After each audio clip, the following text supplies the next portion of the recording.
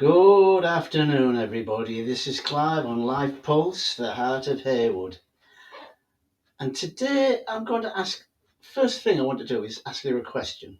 Right? Does anybody know what key person risk is? Right. Nigel Farage is Reform's greatest strength, as we all know, but can also be the biggest liability for Reform. Now, being too reliant on one individual is dangerous for a party that wants to govern. And that's what I'm coming up to with this key person risk business. The key person risk is a concept describing the fragility of a business entirely reliant on one individual, usually the founder. It was the focus of an article by entrepreneur Simon Bedard for the Forbes business website last year, which I read. But it's an idea that translates perfectly into politics in a British setting, and it describes Reform under Nigel Farage's essential leadership. Now, while there are several reasons for Reform's failure to capture Caerphilly in recent by-election, it clearly can't have helped that the party is so dependent, right across Britain, on a posh Englishman for its name recognition and campaigning zeal, in places which consider themselves to have a clear local or national identity. Having an array of campaigning faces would undoubtedly help, not just one. Bedard suggested prospective investors must be confident a business set up by a visionary founder can survive that person's exit. Now, when he says exit, it could be caused by a scandal, could be ill health, or something else. Business worthy of a long-term financial support requires management systems and an alternative leadership candidates in place that can propel a firm forward regardless of the figurehead's role. Now, as we know, Reform is Nigel Farage. You ask anybody about Reform, the first thing they'll say is, oh yeah, Nigel Farage. But there's other people involved. It takes little to stretch this analogy into politics. Right. After all, ahead of general elections, voters aren't so different in their collective mindset to prospective investors. Both groups ultimately think about organisations' long-term abilities to deliver for them. Investors and voters demand proof of resilience. Now, voters like myself and other people are happy to tell poll pollsters that they'll vote Reform at the next general election. They're still incandescent with rage at the Tories' failures in office, and their rage towards Labour is growing to match this. And of course, Reform is a natural party of protest. Now, it seems that many of these voters are happy to vote Reform in low-stakes local elections and the odd by-election, while they missed out on Caerphilly. They did come close. Now, as we start to approach like the May elections and the forthcoming general elections in a few years' time, voters' minds will unquestionably turn to two bigger interconnected questions. One, do I want Nigel Farage as Prime Minister? And, more to the point, do I want Farage's colleagues in charge of the country's finances and nuclear deterrent? Many will be horrified at the prospect of Farage as PM. I've heard that time and time. But more than enough won't be, and that makes him a valuable leader. The latter question, though, is more complex if you think about it.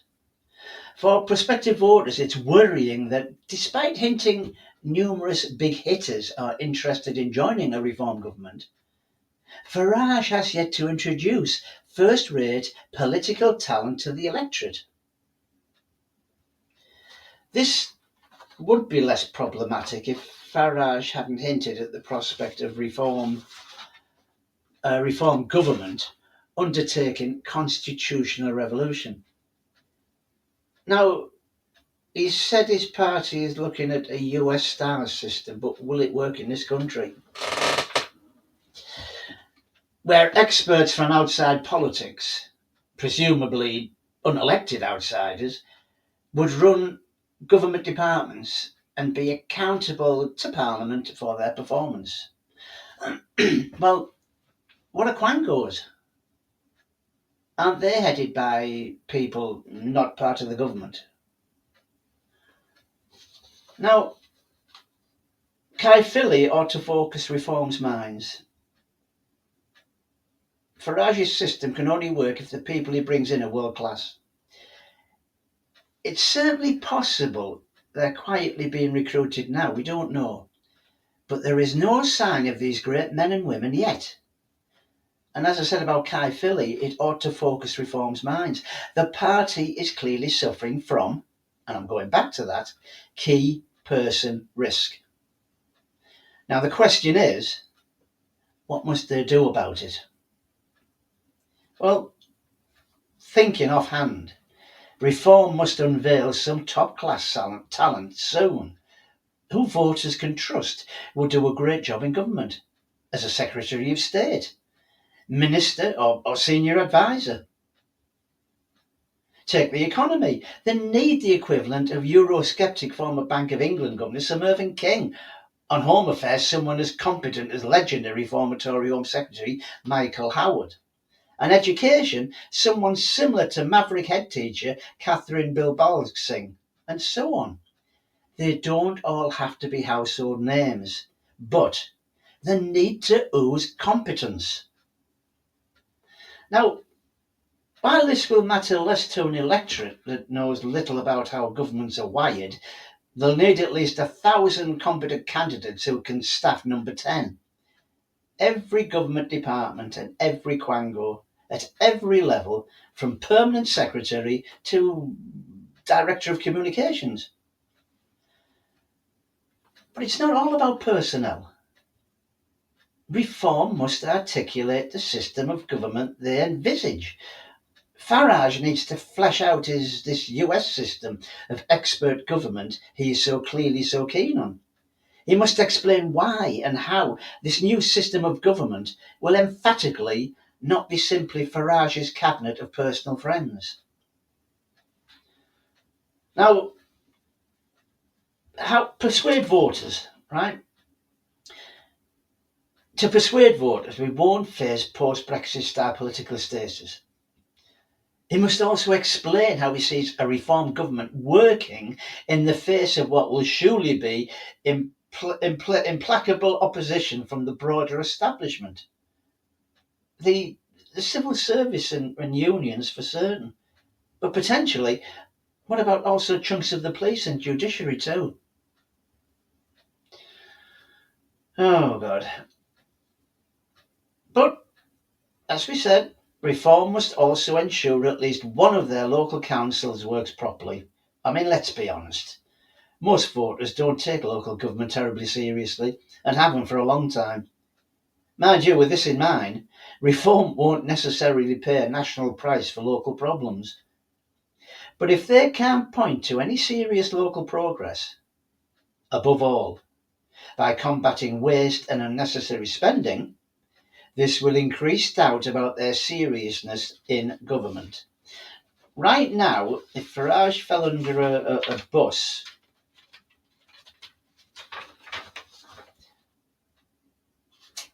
which, God forbid, I hope it doesn't happen, reform would plummet in the polls. This is without question. They would have nobody to command the airwaves and social media, and nobody with the same raw political experience. Farage has been fighting in the political trenches for over 25 years. Now, Reform must remember this, and I think it does. Many voters think border control is all that matters. I mean, you ask anybody out there, it's all about illegal immigrants, small boat crossings, right? And they'll vote reform for that. But a larger number of the electorate currently care more about the cost of living. Why? Well, it's obvious. Because they're literally struggling to heat their homes and feed their families. Maybe these people would choose reform, but they'd be much more likely to if the party had some voters could trust on inflation and a wider pool of talent than their charismatic leader. And this is what I'm saying about that key issue thing. How it's true what they say. I mean, if something happens to Farage, which they said, God forbid, I hope it doesn't, the party will go down because they've got nobody to take over. I mean, all right, you've got Z Yousaf, you've got this David Bull, you've got the other people there, Richard Tice. But as the electorate, they all go for one man, which is Farage. Now, as Farage said, if he gets into number 10, he's going to stop all this Labour crap that they're doing. And one of the things he is going to stop is the Workers' Rights Bill. Now, I don't know if people know about this Workers' Rights Bill, but to me it's a nonsense. Labour's flagship, the Workers' Rights Bill, risks crippling the jobs market, definitely. The party's favourite think tank has warned in a fresh challenge to Sir Keir Starmer, don't do it. The Resolution Foundation has told him it would come out against plans championed by Angela Rayner, of course, the former Deputy Prime Minister, that will give workers a day one right against unfair dismissal. A day one right. So you're a new employee, you go into that company or firm or factory, and you can take that company to a tribunal from day one. It's said the policy risked blighting the job prospects. Well, of course it will, because employers won't take anybody on. They'll be too frightened to. Of millions of people while offering little obvious gain to workers. Now, it also warned that the new rule would inhibit hiring, which is what I just said, risk plunging tribunal courts into crisis, and would only benefit employment lawyers. Well, what happened with the crossings, the small boat crossings? What did we get there? Oh no, you can't send them back because of ECHR. And also, all these lawyers were jumping on the bandwagon and protecting these people from being sent back. Well, this is exactly the same thing with the Employees' Rights Bill. The foundation warned that the jobs market was already slowing down, which it is, with a number of employees on payrolls falling by 127,000 over the past year. And that was just in the wake of the national insurance debacle. Now, it added that businesses were already going bust while being dragged through the courts for their unfair dismissals. Almost 30,000 businesses have collapsed since Labour came to power. 30,000 businesses.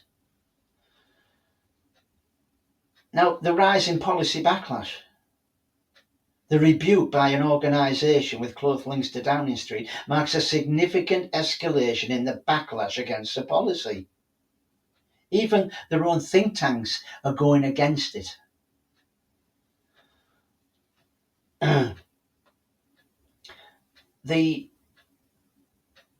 think it's called the Resolution Foundation. Now that wields significant influence over the Labour thinking, with multiple former staff now working in Downing Street, and one of them is Torsten Bell, the Pensions Minister, who formerly served as the think tank's chief exec, and was last month handed a central role in writing the budget. God help us. Labour sources told the Telegraph on Saturday that the Treasury and Number 10 were desperately trying to backpedal on the bill in the face of the warnings. They said that there were active discussions about how to water down the right to unfair dismissal in a way that would make it almost meaningless. It raises the prospect of another Labour U-turn, following climb downs on welfare reform, winter fuel and the national inquiry on grooming gangs. Now, do you think the unions will want this? No, they will want this to go through because it gives them more strength. This week, they'll join calls from business groups, which have already written to members of the Lords ahead of a debate on the bill this Tuesday, urging them to water down the plans. Now, Rachel Reeves, the Chancellor, is reportedly poised to increase the minimum wage by 4% in the budget. Increase it by 4%. I mean, employers won't be able to afford to take anybody on because A, they'll have more national insurance, and B, higher flaming wages. As I said, that's on top of the national insurance tax which took effect in April. Now, the Shadow Business Secretary said Labour was bringing in the most wide-reaching restrictions on employers for generations, I'd say. He called the government to listen to the chorus of concern from the people who actually drive economic growth. But who does drive economic growth? Small to medium businesses. Mel Stride, the Shadow Chancellor, said when even the Resolution Foundation, Labour's favourite think tank, warns that their flagship employment rights bill will destroy opportunities for young people. Now, you know this is a serious mistake. Labour's anti-business instincts are putting jobs at risk and the country. You don't help workers by making it harder to hire them. Now, our good old Richard Tice, he added that the SMEs tell me they are reducing new employees and are very worried about the impact of this bill. It must be stopped. Ministers are unlikely to, the ministers are unlikely to ditch the commitment to introduce unfair dismissal from day one, as doing so would spark a backbench revolt. And Labour's union backers, which will be handed sweeping new powers under the bill, have warned the government not to water down the plans. Excuse me.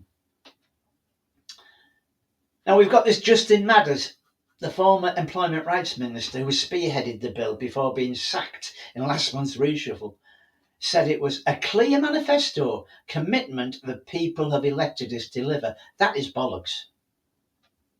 Nobody signed up for this. We should deliver on it, and the arguments we're hearing now are exactly the same arguments we used to hear when the minimum wage was being introduced and it proved to be utterly false. But all the ministers are said to want to make it as light a touch as possible by weakening the protections on offer during a statutory probation period for new workers. That would allow all firms to still sack new staff for a variety of reasons, including competence and conduct, without facing an employment tribunal. So wait a minute, all of a sudden, you can't take them to a tribunal on day one, but they're starting to weaken on this bill to say that under the current plans, the measures will be determined by consultation and brought in through secondary legislation, leaving significant scope for firms to influence them. Under current plans, the Employment Rights Bill will empower staff to take employees to a tribunal for unfair dismissal from day one, instead of after 2 years of continuous service. Well, I don't know. I'm thinking here, if I was an employer and I took somebody on and he wasn't doing a very good job and he couldn't do the job, or he was a detriment to the workplace, I'd want him out. But this, if they bring in, he won't be able to, because that guy will then be able to go straight to a tribunal to say, oh, unfair dismissal and this, that, and the other. It's wrong. It's not going to work. While ministers have insisted that workers will still be subject to a 9-month probationary period, business leaders across the country have warned that the legislation would inflict significant damage to the economy. Now, the Foundation's note on the proposals, right? The government's plan of getting rid of qualifying periods entirely by making this a day one right has the potential to inhibit hiring, which is what I said. And so it looks like getting the protection flexibility balance wrong. And this concern is heightened in the current labour market context of falling jobs and slowing hiring. While the Foundation backs major parts of the legislation, including proposals to enhance sick pay and eliminate most zero-hour contracts, which I'm all for, it warned that changes to unfair dismissal rules risked damaging the economy. Making dismissals as hard as proposed might also be for little obvious gain to workers. Now, workers today are about half as likely to lose their job as they were 30 years ago, apparently. It will warn them of a particular concern about how the policy will impact young people. With almost a million, now get this, with almost a million 16 to 24-year-olds now not earning or learning the highest level in a decade. A million 16 to 24-year-olds. Young people's employment prospects are more sensitive to hiring conditions than older workers because they are more likely to be looking for work. Do you really think so? With all the benefits that they can get? I mean, even states in papers and everywhere that, oh no, would rather be getting all these benefits and sitting at home playing on the Xbox rather than being at work. So, young people's employment prospects are more sensitive to hiring conditions. Yeah, okay, we know that. Now, policymakers often seek to try to shift things in their favour. Reeves is looking for ways to boost growth and is struggling to balance the books. Well, you don't say. Following a series of humiliating about turns on welfare, the Office for Budget Responsibility, the OBR, the government's tax and spending watchdog, has already warned that the bill will have a negative impact on jobs, prices and productivity. The bill will this week face further scrutiny in House of Lords, but we'll have to see what happens, where final amendments can be made. Then, of course, on top of this, you've got all the tribunals, if these day one workers can take their employers to a tribunal, well, there's going to be a claims backlog. I was digging down and I actually went into the statistics of the employment tribunal claims, and it's already rising now. The employment tribunal system isn't fit state. It isn't in a fit state to deal with more claims. I mean, Christ, the claims backlog has been growing, and in some claims are taking as long as 2 years to be resolved. 2 years. Long enough that some companies go out of business before workers receive awards. Moving on to day one rights for unfair dismissal is a high risk and should be amended in the bill before it's too late. Right? Ruth Curtis said that. Chief Executive urged Labour to rethink its messy overhaul and follow the lead of countries such as Germany, New Zealand, which have single probationary periods of 3 or 6 months. Introducing a new legal probation period alongside this is a messy compromise that risks making it harder for firms to hire, confusing workers and serving to only benefit employment lawyers. A government spokesman said, "Our reforms to the labour market and employment rights are crucial for our plans to drive economic growth." Wrong. That will not drive economic growth. It'll drive it one way, and that's down. I mean, making basic protection against unfair dismissal is a day one right, gives financial security to people who don't have it. And we are ensuring new laws work for businesses while continuing to make the tribunal system more resilient. The tribunal system it's had it. It's not fit for purpose. It will be almost impossible to sack bad staff. And on top of that, of course, if they bring that in, it goes through Parliament, it's law, bang. Then you're going to have. I'll tell you what. It's sad to see Britain in an economic slump, and it's going to get worse. Inflation is nearly doubled. Unemployment is rising while the growth rate is fitting between anemic and non-bloody existent. And this flaming Chancellor, no doubt, plans to say it's down to global pressure or it's Brexit. But the truth is that this is a crisis made in number 11. It's her bloody problem. She caused it. It wasn't the global economy that hiked taxes by 40 billion and sent borrowing to record levels with a public sector spending spree. It was her. The problem extends to industrial relations too, a key detriment of productivity. I mean, take the junior doctors announce a strike that will be bringing the NHS to a standstill again. Now, think about this. When Labour got in, we're going to stop all these strikes. We'll give the NHS, we'll give all these doctors what they want, the 23%, this, that, the other, train drivers, umpteen%, And I said that this won't work because the unions hold sway in this country now with Labour being in power. If the unions say we want more money, Labour will give them more money. Take it off us to give it to them.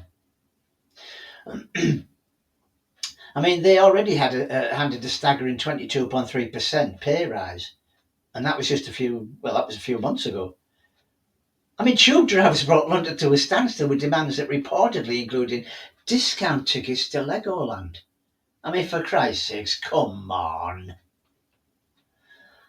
I mean, what they should do is sack the bloody lot and get people in that actually want to do the job. Right. Labour sneaked out its trade union access consultation, setting out detailed plans to hand control of the workplace to militant activists. Oh, we're going to get Red Robbo again. Giving them the right to roam into any business premises once a week, every week, with hefty fines for those who stop them. That's all businesses larger than 20 employees, not just those who've recognised unions today, by the way.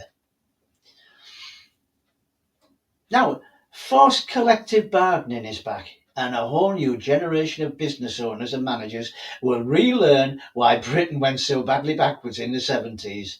Those businesses that remain.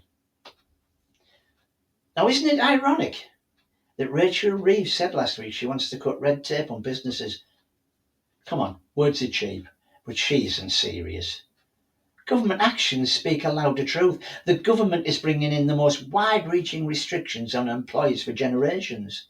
I mean, the so-called Unemployment Rights Bill, right, is in the House of Lords next week, where there's a chance to mitigate the worst impacts of its 330 pages of regulations. Businesses will be watching peers of each party vote closely just to see what the hell happens. The government's own impact assessment says the bill will heap $5 billion of costs on businesses, on top of the headwinds they're already facing from higher national insurance, business rates and packaging tax. I mean, as it stands, I can see this bill, it'll be almost impossible to remove underperforming staff. At present, employees qualify for the full gamut of legal rights after 2 years of employment. The bill proposes to abolish any sense of that, instead imposing those rights on day one. So let's take this. A new staff member, right, could start a job at 9 a.m. and file a costly legal case against their new boss by noon. Vexatious cases are by no means unheard of, with a tribunal backlog of almost 500,000, that's 500,000 open claims stretching to the horizon. That means years of expensive pain for an employer. Now, a cross-party amendment in the Lords this week would settle on a compromise of the rights coming in after 6 months. Now, in other words, long enough for an employer to have a good sense of whether their new staff member is going to work out and therefore not act as a complete detriment to business hiring. There's no reason for ministers to decline to accept this. Lengthening dole queues are not a good look for any incumbent government, and this one is already as popular with business as an Ebola epidemic. If they do not, it will be yet more evidence they lack the backbone to stand up to the unions and their own left-wing backbenchers. And I said that before. The Lords will also vote on a Conservative proposal to maintain the requirement for sorry, my throat's going. The Lords will also vote on a Conservative proposal to maintain the requirements for a minimum 50% turnout of ballots for strikes. We want a stronger economy, not one beset by wildcat strikes called on low turnouts by union militants. It's here that the union's authorship of the bill is clearest. It was written by the bloody TUC for its member unions. The spirit and measures are pure. They're going back to the 1970s. Businesses will recognise how damaging this bill will be. The British Chambers of Commerce, the Federation of Small Businesses, the Confederation of British Industry, and the Institute of Directors have all raised concerns, and rightly so. So have UK Hospitality and the British Retail Consortium, representing sectors that have already lost a disproportionate number of staff thanks to Labour's anti-business policies. The government must listen to the chorus of concern from the people who actually drive economic growth before it's too late. And then we're coming on to the autumn budget. Everybody's really looking forward to this. Not. It's scheduled for November the 26th. It's expected to include significant tax rises to address rising government borrowing and public tax rises. She's on about putting 2% on income tax. Speculation suggests that the Chancellor may need to raise around 25 billion through taxes or spending cuts to stabilise the country. That 25 billion is what she lost over her term. I mean, the autumn budget is scheduled, as I said, for November the 26th, and several significant changes are anticipated due to the UK's challenging economic situation. Now, let's get this right. Challenging economic situation. It's only been challenging because Labour's in power. She's going on banging the drum to say that Brexit has caused all this. Well, I'm sorry, Brexit didn't cause all this.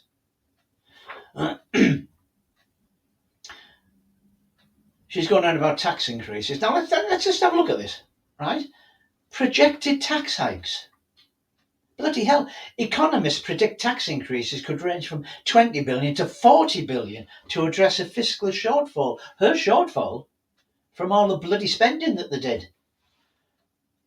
Income tax rates may rise by 1 or 2p. I'm going to go by 2p. VAT, that will increase. And of course, a wealth tax is under consideration, which would target assets rather than net income. I don't know. Spending cuts and fiscal rules. I mean, government spending. The Chancellor is under pressure to balance increased public spending with a need to reduce borrowing. And then, of course, you've got your fiscal mandates. The government aims to fund day-to-day spending entirely through tax revenue. As I said, tax revenue will be paying for it by the end of the current Parliament, which may necessitate significant tax rises. Now, come on, let's look. It's like being in a club. You're paying into it, and you're getting bugger all out of it. That should not be happening. We should be getting something for our money. I mean, business taxation. Businesses are bracing for further tax increases, particularly in light of previous hikes in national insurance contributions. And economic growth concerns. The government faces a challenge of stimulating economic growth. They're not stimulating anything, while managing rising public spending and debt interest costs, because they're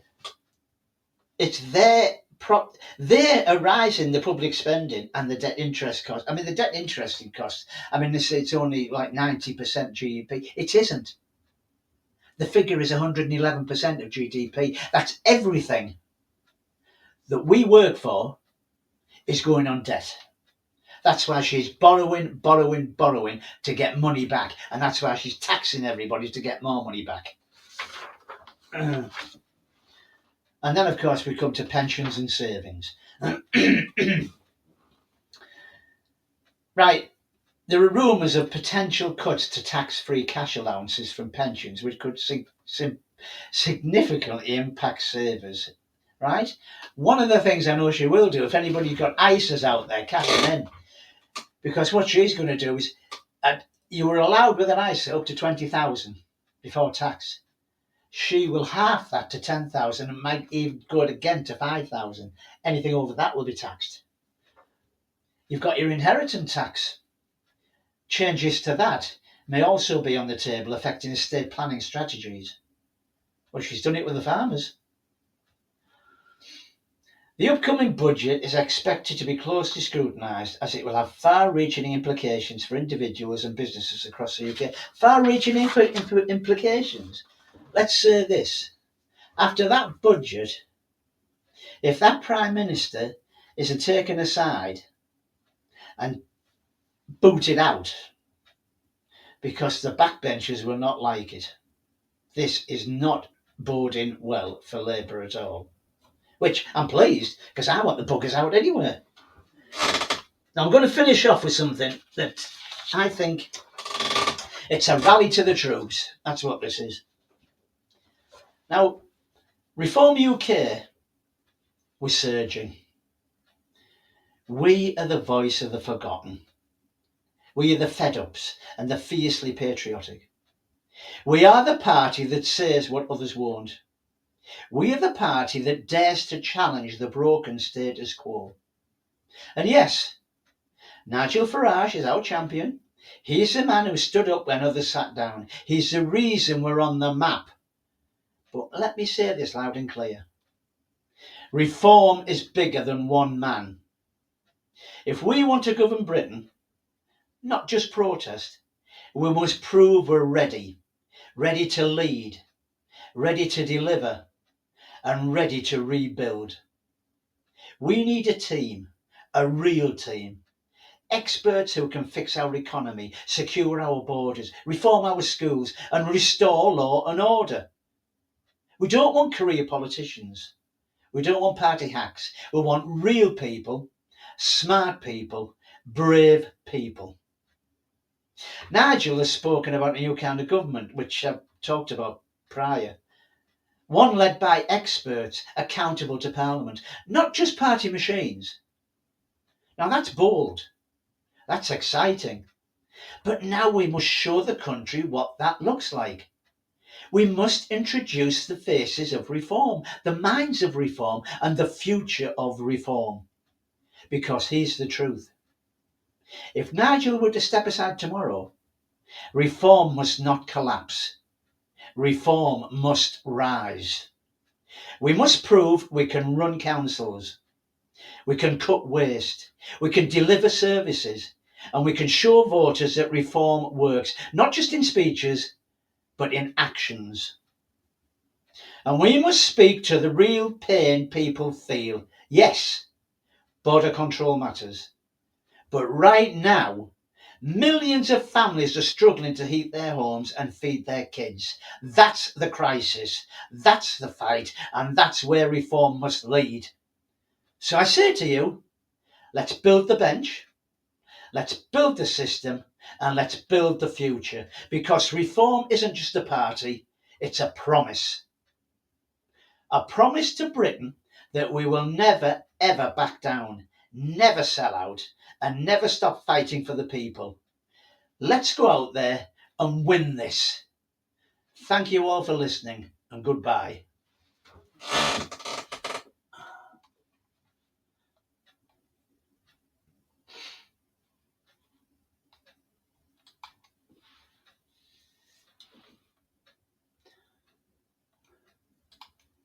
Now, if there's anybody out there who would like to ask some questions, feel free. You know, I mean, we're all in this together, guys, and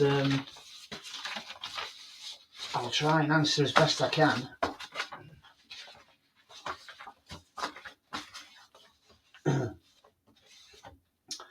what I'm trying to do is get some guests involved for later on podcasts.